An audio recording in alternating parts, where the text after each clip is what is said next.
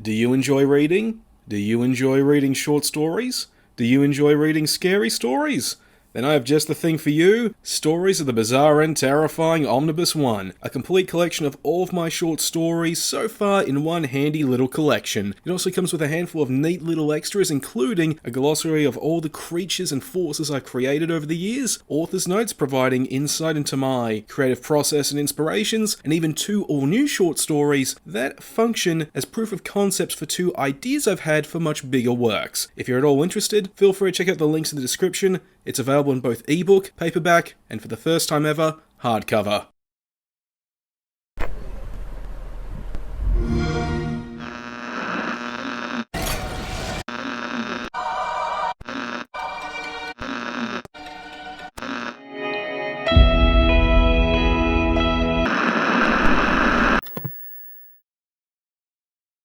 Back in 2008, the world was greeted with the arrival of an all-new classic horror game with the release of Dead Space, while me on the other hand was greeted to one hell of a 16th birthday present. It was one bloody good game that to this day still holds up, with its sequels and spin-offs putting their own take on its claustrophobic environments, strategic dismemberment, and conspiracy-fueled body horror. It's just a shame though that in their greed, the publisher EA turned the third entry into a microtransaction vehicle that was more about set-piece driven action than, the horror. So when it didn't perform like they expected, they killed the plans for the 4th title, killed the developer Visceral, and to the frustration of myself and other fans, killed the series, putting an end to a compelling universe that was being expanded upon through novels, comics, animated feature films, and at one point, a planned live-action production. Then came the recent news about a full-blown remake by EA's studio Motive. I wasn't keen on this, reason being that to me, the original still held up fine for the most part, and that a remake was a waste of time over a new entry. But since the release lined up for my 31st birthday, I figured it would be a great way to relive glorious history. I have to say, that ended up being one of the best decisions I made back in February, because hot damn does this remake not only justify its existence, but it also left me bloody satisfied. Mostly.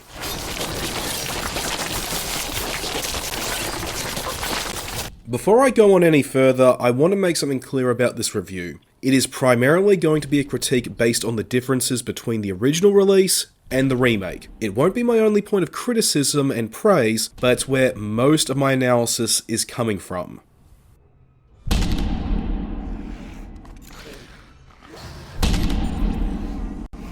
Now then, first things first, this game is stunning. Motive did a bang-up job of bringing the industrial corridors of the USG Ishimura to modern standards, all without sacrificing the original art direction or sense of industrial desolation of this mining ship. There's a lot of detail to be found, with more litter, graffiti, all coming together to make the environment feel more run down and damaged than it was in the original version, with some new pieces of environmental storytelling also thrown in, letting the player connect the dots for all sorts of smaller stories of horror that unfolded during the Necromorph outbreak. Many of the in-game areas also feel further enhanced with some damn great lighting and mist effects, creating atmosphere that's dense and enveloping more so than in the original game. On more than one occasion, I caught myself on edge in areas that back in the day I made my personal stomping ground, all from nothing more than all these different little bits coming together to genuinely scare me.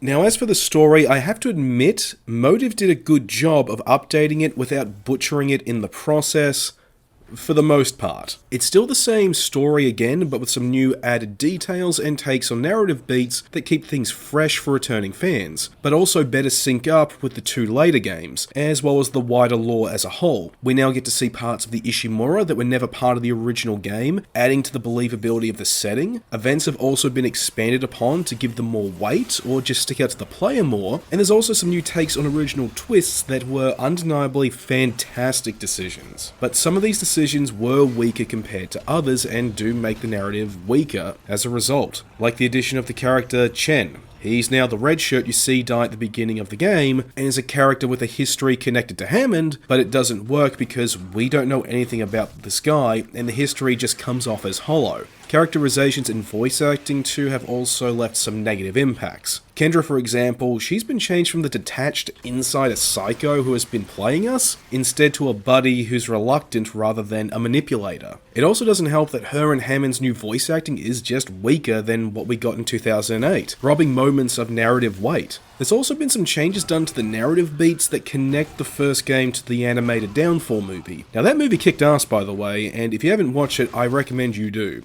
But the possibility of it being decanonized by changes to these brief moments, knowingly or not, does disappoint me.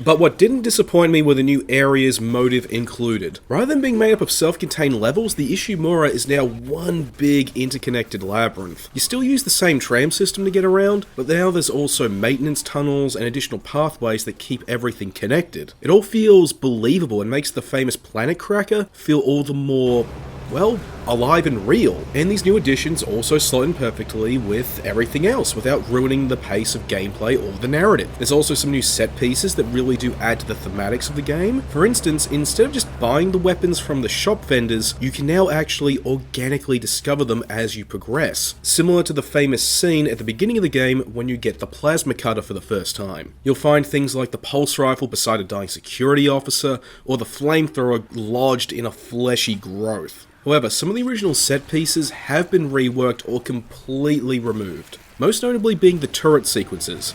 They're gone, replaced instead with a new zero-G challenge where you avoid enemies as you recalibrate the guns manually, as well as an all-new boss fight. Changes that everyone can agree were a great decision.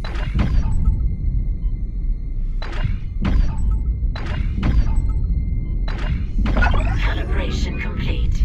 A nice new addition was also the inclusion of the AI director. This isn't like Left 4 Dead's, where it determines just about every enemy encounter and resource drop based on how you're doing. Rather, it shakes up when enemy encounters occur outside of the specific scripted ones. This adds a nice dash of variety to Dead Space, since it means you'll never really know when something is going to pop out and get you. One instance I can recall where the director was at work was when I was taken out by a divider segment. I reloaded my save, then on the way back, bam! A new enemy suddenly crashed through the ceiling in a hallway, and I was flailing about trying to take it down. And I was rewarded for my efforts with a healing item on its carcass, which was just what I needed to scrape by. The little moments the director adds to the experience gives the game a great deal of replay value, and greatly improves its overall fear factor and ability to scare the player.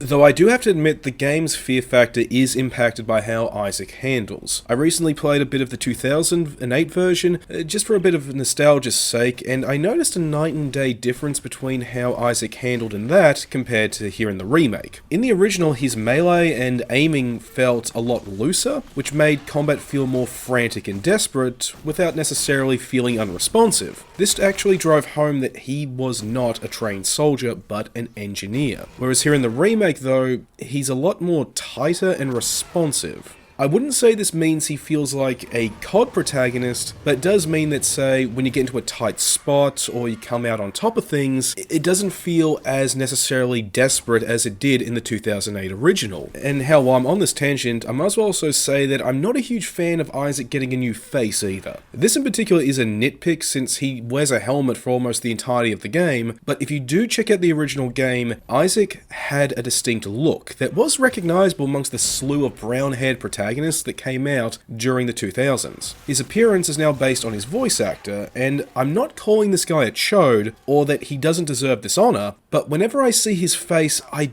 don't see Isaac Clarke. Instead, I just see some dude with the same name. I see somebody else.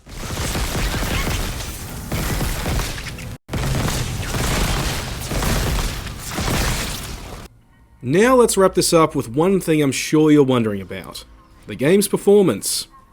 It was a shit show. For me at least. See, I'm still in the process of upgrading my PC, and as it turned out, my CPU did not meet the minimum requirements. As a result, not only did the game's frame rate hitch and chug, but various bugs and glitches that people have been talking about were made exponentially worse. Hell, in a strange twist of events, they actually made the game scarier in some instances, as sometimes necromorphs would spawn in, but the game would forget to load their model, so I'd be going up against invisible enemies. But that was the exception, not the rule. Most of the time, the game would freeze up for a while, the frame rate would destroy the immersion, and the game would even forget to end certain set pieces properly. The absolute worst was the introduction of the Hunter, where the frame rate died and caused the Hunter to glitch out and get stuck in the wall when he spawned. Then as I ran away, the game forgot to change the environment to reflect the medical lockdown, so I ended up escaping earlier than I should have, and soft-locked myself out of progressing further in the game, since I had no way of going back and completing my next objective, which was to,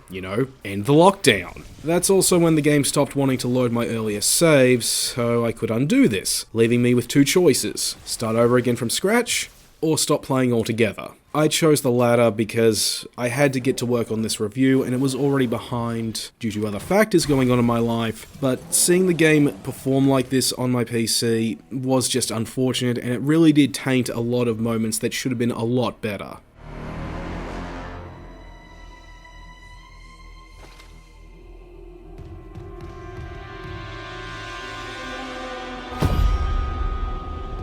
I know that is a negative point to end on and that the footage hasn't been doing the game favors, but believe it or not, I did enjoy my time with this game. This isn't just a damn good game, but it's also a damn good remake. My biggest issues were made far worse by the external factor of my PC's hardware rather than the game itself, and the others weren't enough to really frustrate me. If you're a veteran of the series like me or never tried a Dead Space title, then this is an absolute must-buy that I know you will love. On top of proof that there is still viability with this series if EA were to pursue further entries.